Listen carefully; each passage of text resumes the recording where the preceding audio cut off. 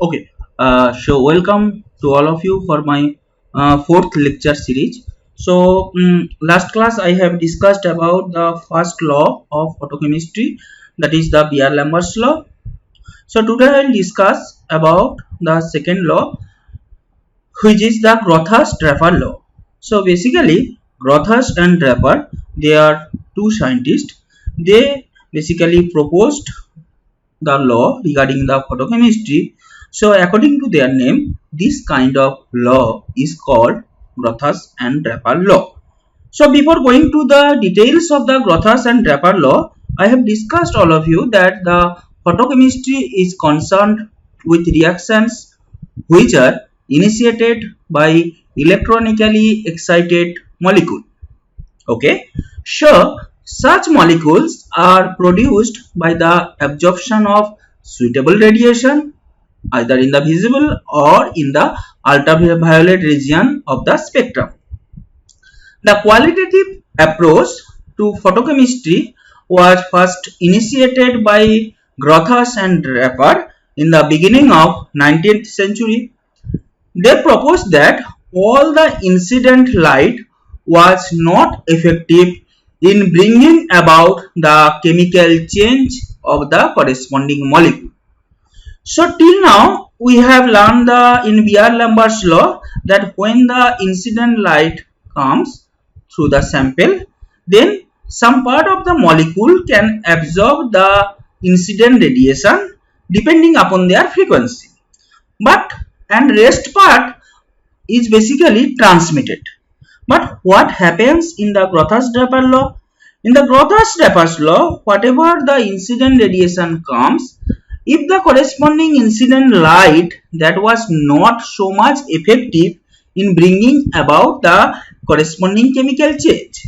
More precisely, we can say that when the incident light radiation is allowed to pass through homogeneous reaction mixture, only the part of the light which is absorbed by reacting system can effectively produce chemical change. What does it mean? If we take the sample solution and in the sample solution, let's say n number of molecules are there. So this is not possible that n number of molecules can be activated. So suppose small m number of molecules are activated. So then what happens? Small m number of molecule, they can undergo the chemical changes. That is why it has written that when the incident light radiation is allowed to pass through your homogeneous reaction mixture, only the part of your light which is absorbed by reacting system can effectively produce the chemical change. Okay, so then what happens?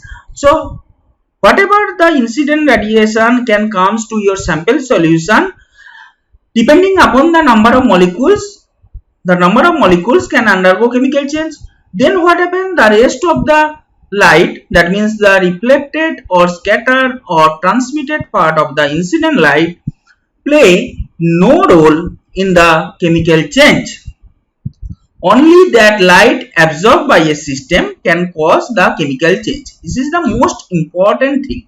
Okay, the light absorbed by the molecule or by a system can effectively produce the chemical change, but reflected or scattered or transmitted part of incident light, they play no role in the chemical change. So suppose in the ground state, it is represented as R is the ground state. R is the corresponding number of molecule. So it basically accepts the corresponding incident light irradiation, then it goes to the excited state R star.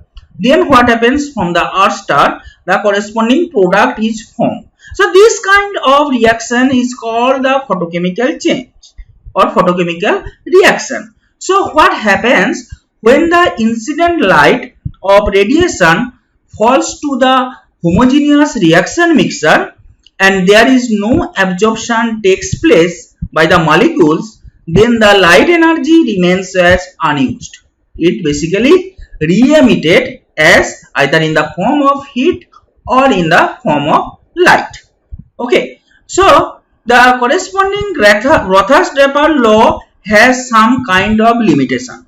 First one is it has been found experimentally that a light of particular wavelength is responsible for the photochemical change.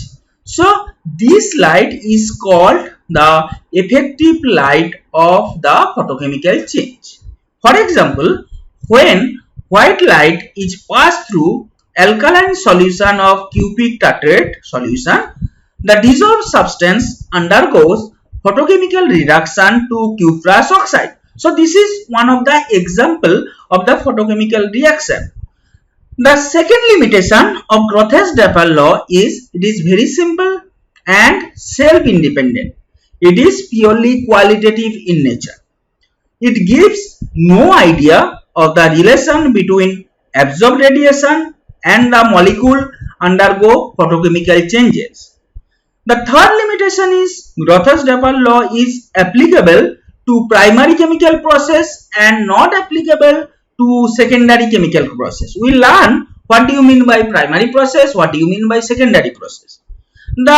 Another limitation is in the Rothaus-Draper law, the electronic transition follow the Franck-Condon rule, and according to which the time required for the electronic transition is so small that during the electronic transition there is no change of the internuclear distance. That is why the internuclear distance remains unchanged during the excitation.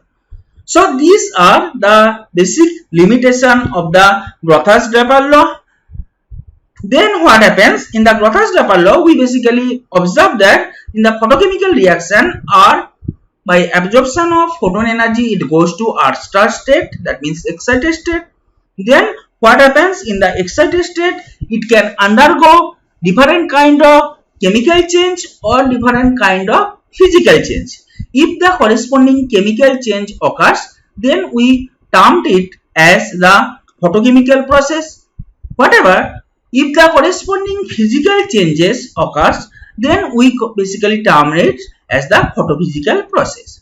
So in the Rothaus-Draper law, the properties of the excited state which are changes, they are the geometry of the molecule, electronic configuration. So let's see which kind of photophysical process can occurs. So first one is your relaxation process. In the photophysical process, when the molecule goes from your ground state to your excited state, then what happens in the excited state? The molecules becomes so much unstable one. Then what happens in the excited state? The molecule can goes to your ground state. That means when this kind of phenomenon occurs, so there is energy is released, or alternatively we can say that the energy is basically dissipate. So that is why dissipation of energy and change of electronic configuration after excitation.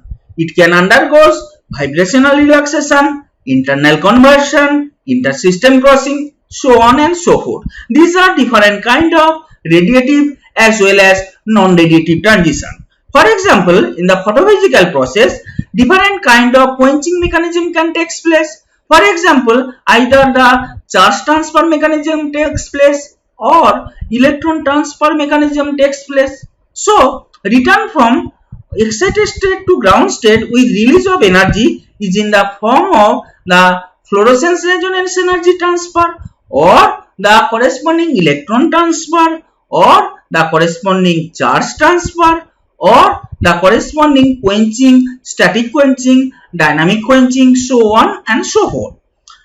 Either the decay process can occur through fluorescence, phosphorescence, luminescence. So what happens? There the physical property of the molecule can changes. So this kind of process is called the photophysical process. What happens in the photochemical process? The chemical reaction of the excited state fragmentation occurs. For example, whatever the chemical reaction occurs, either there is the bond break and new bond formation occurs. Okay, so example of the different kind of photochemical reactions are fragmentation reaction, cis trans isomerization, rearrangement, addition cyclization reaction, photooxidation reaction, etc. For example, I'll discuss here some important compound. They are the alkene, diene, polyene, different kind of aromatic and carbonyl compounds, nitrogen containing compound, single oxygen or halogen containing compound. In all the cases, whatever the corresponding photon energy is basically accepted by this kind of molecule, they undergo the bond breaking and new kind of chemical reaction takes place in presence of light.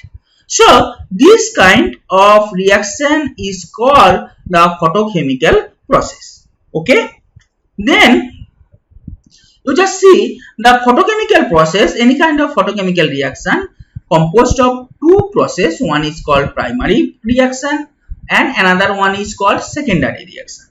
Then what happens in all the photochemical reactions takes place in two stages. In the primary process, the reacting molecules undergo activation by absorption of light. This is followed by secondary process. We will discuss more elaborately when we are going to Stark-Einstein deviation. Okay. So in the secondary process, what happens? The activated molecules undergo a photochemical change or charge. For example, you just see here combination of hydrogen and chlorine and it will produce the hydrogen chloride. So the total reaction can consist of several kind of two reaction process.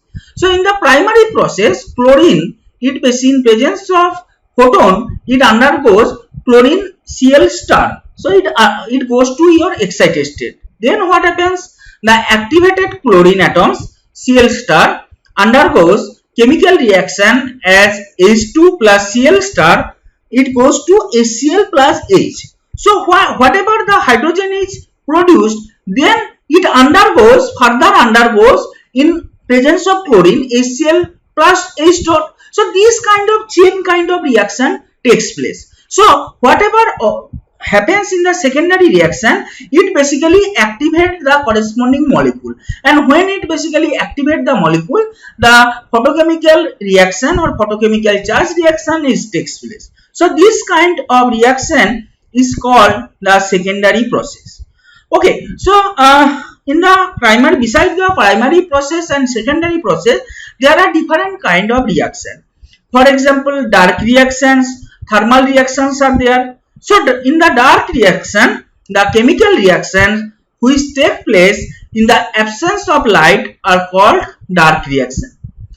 What happens in the thermal reaction? If the corresponding chemical reaction which takes place by the absorption of heat are called the thermal reaction. So let's see here different classification of photochemical reaction. For example, first one is the corresponding dissociation reaction.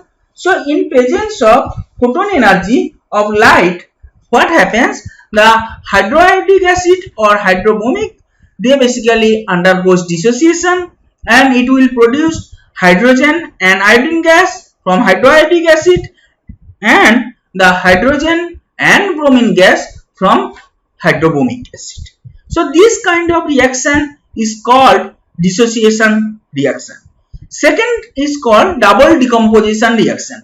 For example, the corresponding alkane C6H14, it reacts in presence of bromine and in sunlight it undergoes the corresponding double decomposition, or alternatively it is called as the substitution reaction. It will produce in the product, it is produced C6H11Br plus HBr. So this kind of reaction also takes place in presence of sunlight. So this kind of reaction is also called the photochemical reaction.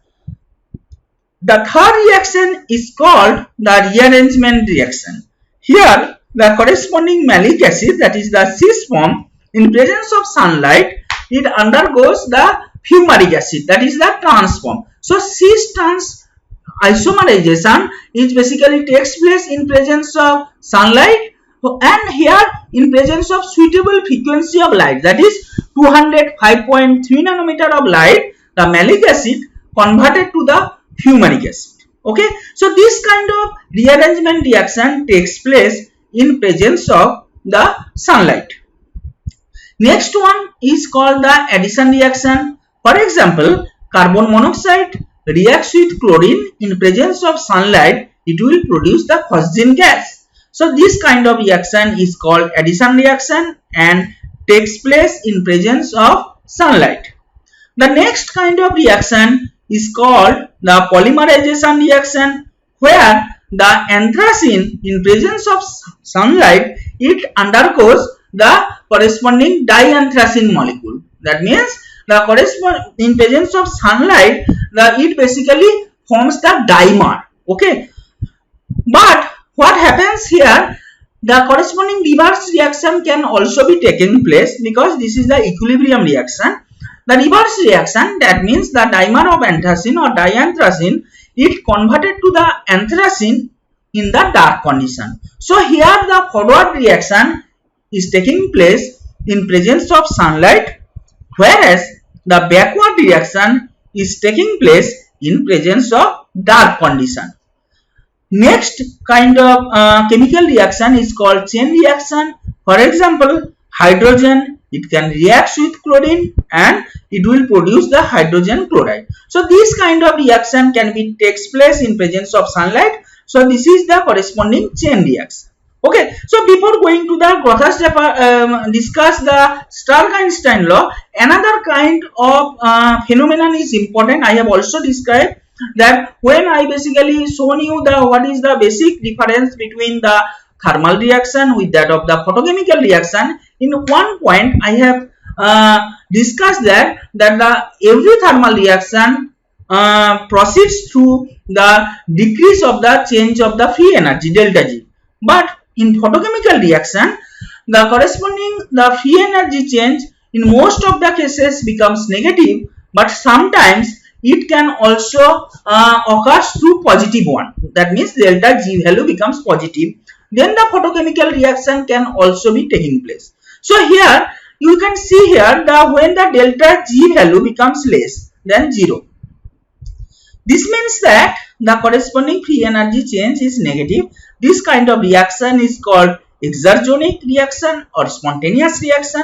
Then what happens? The light enable for overcoming the activation barrier or to lower it by acting as a catalyst. Here this is the reactant and this is the product. The activation energy is basically becomes low in presence of light. So this kind of reaction is called photocatalytic reaction. So hydrogen in presence of chlorine, it will basically produce the hydrogen chloride. So here this photochemical reaction occurs through delta G less than 0.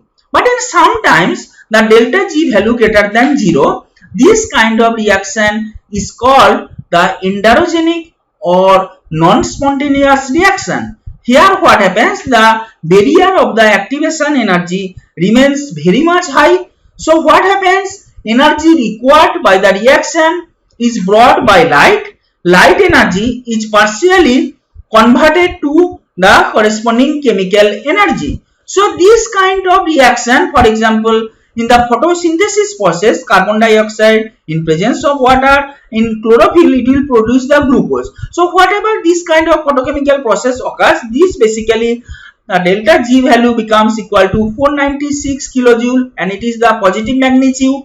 So here the photochemical reaction occurs, that means photosynthesis process is also the enderogenic kind of reaction. Here the corresponding photochemical reaction occurs through the corresponding delta G value becomes higher. That means it is greater than 0. So this is the overall idea about the different kind of photochemical reaction in terms of free energy change. So thank you for your attention.